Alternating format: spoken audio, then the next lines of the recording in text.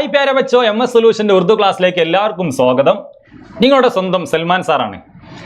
ഇന്ന് നമുക്കൊരു തഹ്സീനി നോട്ട് എങ്ങനെ തയ്യാറാക്കാമെന്ന് പഠിക്കാം. തഹ്സീനി നോട്ട് എന്ന് പറഞ്ഞാൽ നമ്മുടെ പരീക്ഷാ പേപ്പറിലൊക്കെ കൂടുതൽ വരുന്നൊരു ചോദ്യമാണ് ആസ്വാദനക്കുറിപ്പ് തയ്യാറാക്കാൻ വേണ്ടി. അപ്പോൾ അതിൻ്റെ ഒരു ഫോർമാറ്റ് ഇന്നത്തെ ക്ലാസ്സിലൂടെ നമ്മൾ പറയും. നമുക്കതിനാകെ അറിഞ്ഞിരിക്കേണ്ടത് വെറും 4 കാര്യങ്ങൾ മാത്രമാണ്. ഈ 4 കാര്യങ്ങൾ അറിഞ്ഞാൽ നമുക്ക് ഒരു കവിതയുടെ അല്ലെങ്കിൽ ഒരു കഥയുടെ തഹ്സീനി നോട്ട് തയ്യാറാക്കാൻ സാധിക്കും. ഒന്നാമത്തെ കാര്യം നസം കാ നാം. നമ്മൾ ഏതൊരു കവിതയുടെ തഹ്സീനി നോട്ടാണോ തയ്യാറാക്കുന്നത് ആ കവിതയുടെ പേര് നമുക്ക് അറിഞ്ഞിരിക്കണം. രണ്ടാമത്തെ കാര്യം ഷാഇർ കാ നാം, കവിയുടെ പേര് അറിഞ്ഞിരിക്കണം.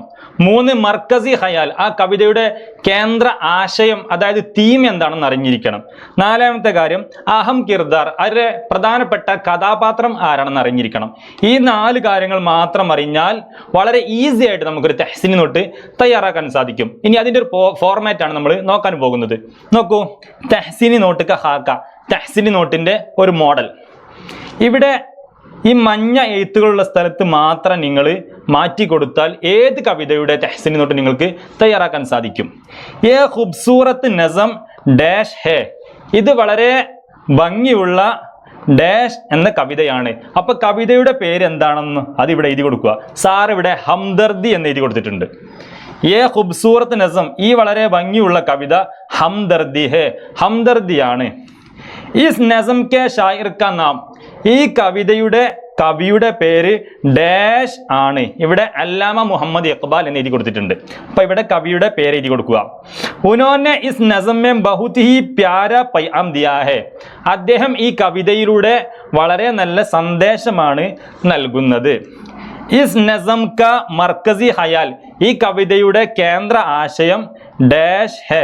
അപ്പൊ കേന്ദ്ര ആശയം എന്താണോ അത് ഇവിടെ എഴുതി കൊടുക്കുക. സാർ ഇവിടെ എഴുതി കൊടുത്തത് ഏക്ക് ദൂസരേക്ക് മദത് കർണ, ഒരാള് മറ്റുള്ളവരെ സഹായിക്കുക എന്നതാണ് സാർ എഴുതിയ കവിതയിലെ ആശയം എന്നുള്ളത്.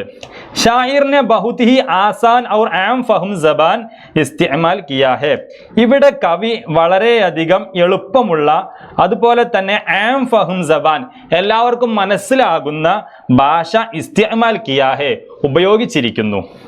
ഇസ്മേ, ഈ കവിതയിൽ ബുൽബുൽ ഔർ ജംഗൂക്ക, ഇവിടെയുള്ള 2 കഥാപാത്രങ്ങളുടെ പേരാണ് ഇതിൽ എഴുതി കൊടുത്തിട്ടുള്ളത്. കിർദാറുകൾ ബുൽബുൽ ഔർ ജംഗു, ഒരു മിന്നാമിനുങ്ങും ഒരു പക്ഷിയുമാണ്. ഇവരുടെ ദിക്ർ ബഹുത്ത് ഖൂബ്സൂറത്തി സെ കിയാ ഗയാ ഹേ, കവി വളരെയധികം സുന്ദരമായി അവതരിപ്പിച്ചിട്ടുണ്ട്. യേ നസം, ഈ കവിത ഹമേം യേ സിഖായേ ഹേ, നമുക്ക് ഇന്ന കാര്യം പഠിപ്പിച്ചിരുന്നു. എന്ത് കെ എന്തെന്നാൽ ഹമേം ഹമേശ ദൂസരേക്ക് മദത് കർണ ചാഹിയേ, നമ്മൾ എപ്പോഴും മറ്റുള്ളവരെ സഹായിക്കേണ്ടതുണ്ട്.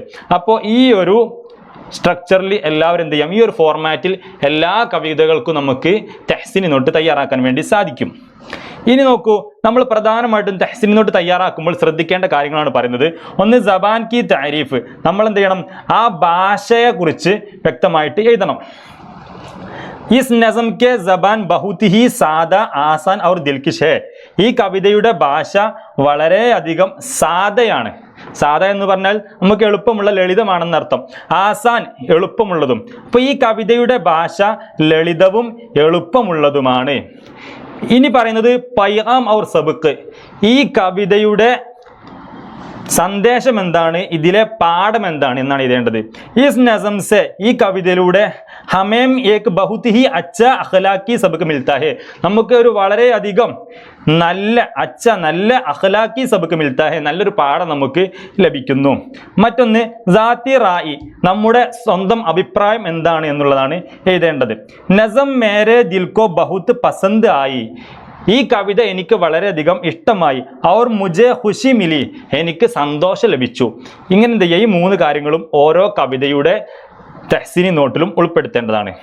ഇനി നമ്മൾ എഴുതുമ്പോൾ ആദ്യം എന്താണ് എഴുതേണ്ടത്, ആദ്യം കവിയുടെ പേരാണോ കവിതയുടെ പേരാണോ അല്ല കേന്ദ്ര അതിൻ്റെ ആശയമാണോ എന്നുള്ള ഓർഡറാണ് പറയാൻ പോകുന്നത്. ആദ്യം ഇത്, പിന്നെ ഇത്, അങ്ങനെ 4 പോയിന്റുകളായിട്ടാണ് നമ്മളൊരു ഓർഡറിൽ എഴുതേണ്ടത്.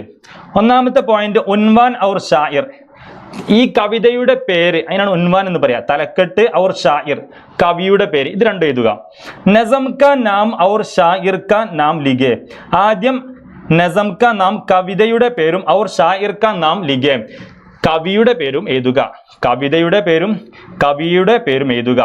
പിന്നെ മർക്കസി ഖയാൽ, ഇതിന്റെ കേന്ദ്ര പ്രമേയം, കേന്ദ്ര ആശയം അല്ലെങ്കിൽ ഇതിന്റെ തീം എന്താണ് എന്നുള്ളത് എഴുതുക. നസം കാ അസുൽ പൈആം പേഷ് കരേം, ഈ കവിതയുടെ യഥാർത്ഥ സന്ദേശം ഇവിടെ പറയുക. മൂന്നാമത്തെ പോയിന്റ് ഉസ്ലൂബ് ഔർ സബാൻ, ഈ ഇതിലെ ഭാഷയും ശൈലിയുമാണ്. ശൈലിയും ഭാഷയും. ഈ കവിതയുടെ ഭാഷ വളരെ സാധാരണ ഭാഷയാണ്, ആസാൻ ഭാഷയാണ്, സാധാ ഭാഷയാണ് എന്നൊക്കെ എന്ത് ചെയ്യുക, എഴുതി കൊടുക്കുക. അതുപോലെ തന്നെ ഇതിന്റെ ശൈലി എങ്ങനെയാണ് എന്നുള്ളതും ഇതിൽ എഴുതി കൊടുക്കുക. ജബാൻ കി സാദഗി, ഇതിന്റെ ശൈലിയും എന്ത് ചെയ്യുക, നമ്മൾ അതിനെ വിശദീകരിച്ചു കൊടുക്കുക.